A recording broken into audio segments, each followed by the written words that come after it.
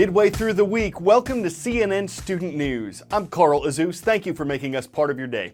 Our first report involves martial law. This is when military forces take over a country, usually in an emergency, and this is what's happened in Thailand.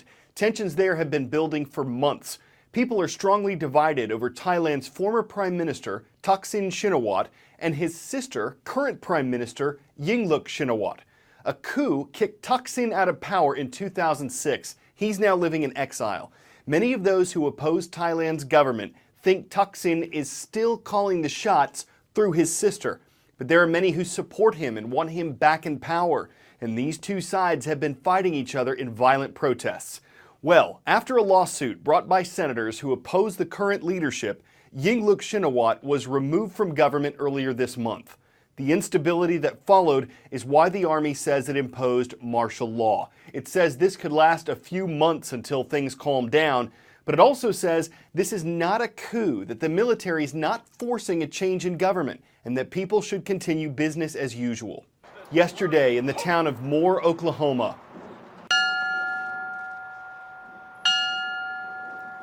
a bell, a prayer, a remembrance of 24 people killed by a tornado 1 year ago.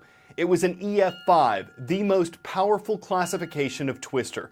It was a mile wide in some places, and it left a 17-mile-long gash in the landscape. There were scenes of unbelievable destruction, block after block where only foundations were visible. City officials had to make new street signs so rescuers knew where they were going. 353 people were injured. A school, a medical center, businesses were lost. But for those who've chosen to stay, ground has been broken and rebuilding has begun. Today is the public opening of the 9/11 Memorial Museum in New York. It centers on remembering a dark chapter in American history and honoring the ways Americans overcame it. But that's not the only thing that distinguishes it from some other museums. Unlike the Smithsonian, for instance, the 9/11 Memorial charges a fee for the general public to get in. And another source of its revenue, which is accepted at other museums, is controversial here. Praised for its beauty and dignity, there's growing criticism of high admission fees, $24 to get in, and the sale of souvenirs at the gift shop. I think it's a revenue-generating tourist attraction. Jim Riches shares the same sentiment shown in this New York Post headline titled, "Little Shop of Horror. On sale, items such as silk scarves with images of the Twin Towers, bracelets, and stuffed animals. Not the way Riches says his son Jimmy should be remembered, a firefighter killed on that day." Basically, making money off my son's dead body. I think that's disgusting. What we know is it's the right thing, that when visitors come here, they want to take a keepsake away. Joe Daniels is president and CEO of the September 11th Memorial and Museum.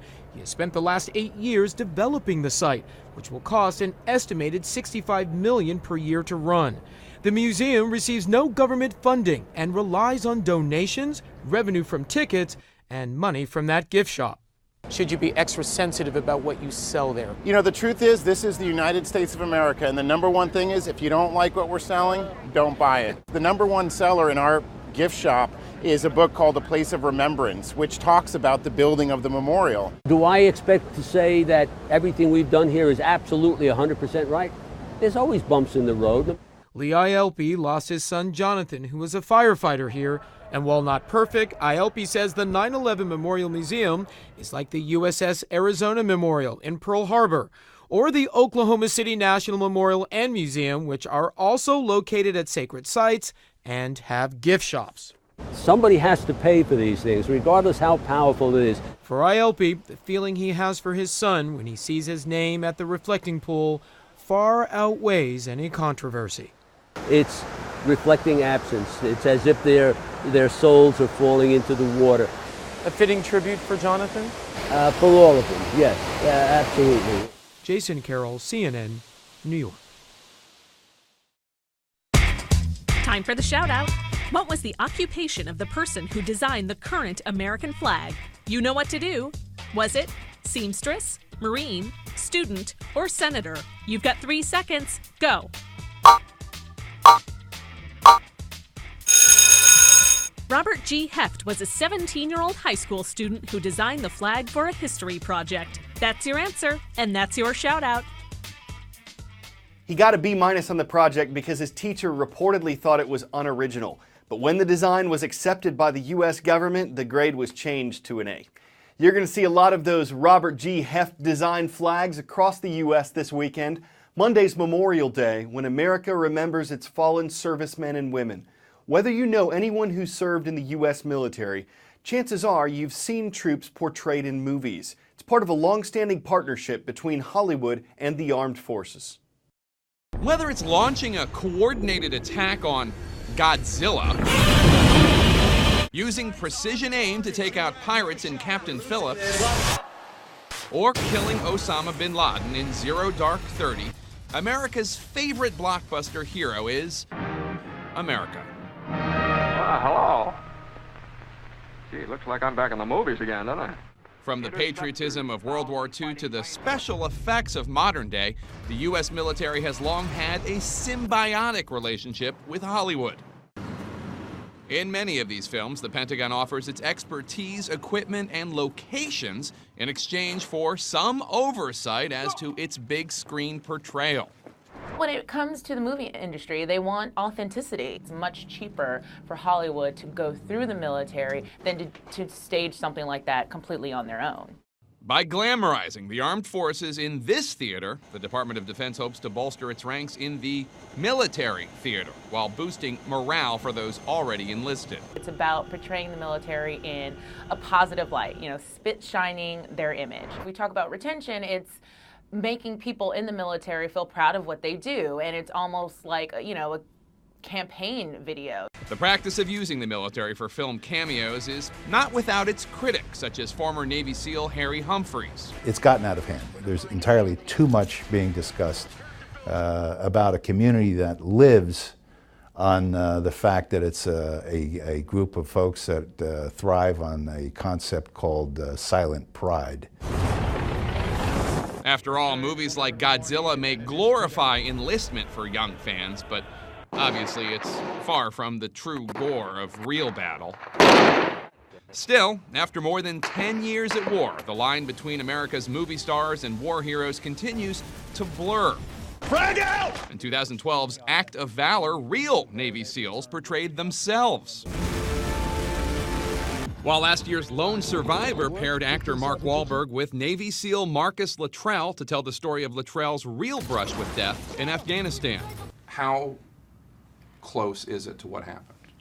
I would say it's as close as you could possibly get without having to have killed some of these guys up on the mountain filming it. I've never been more proud to be a part of a project like this. Through the news and different various, media outlets, you don't really get the same kind of impact. An understanding of what these guys do for us. Whether the film industry helps or hurts that understanding, one thing is certain: the villains in these films do not stand a chance.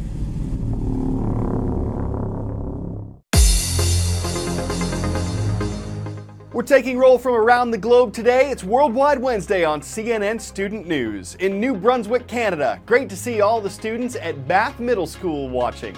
In Bucheon, South Korea, we're happy to be part of your day at Sangil Middle School. And in Cairo, Egypt, thank you for watching at the American International School of Egypt. A high school football wide receiver says his whole life changed in 5 seconds. Here's what those 5 seconds showed. He was just playing around, really, decided to throw himself a pass, a long one. He sprinted fast and far enough to catch it, and the cell phone video his friend took went viral. It made national news. Gary Haynes dreams of playing college ball, playing in the NFL. He's going to make this move part of his daily practice. With skills like that, you can see how his catch caught on. It's a good thing he did the pass of the pigskin and didn't pass on the pigskin, because just throwing something out there received a lot of attention and made for one feel-good story. We'll be quarterback to business tomorrow on CNN Student News. I'm Carl Azus.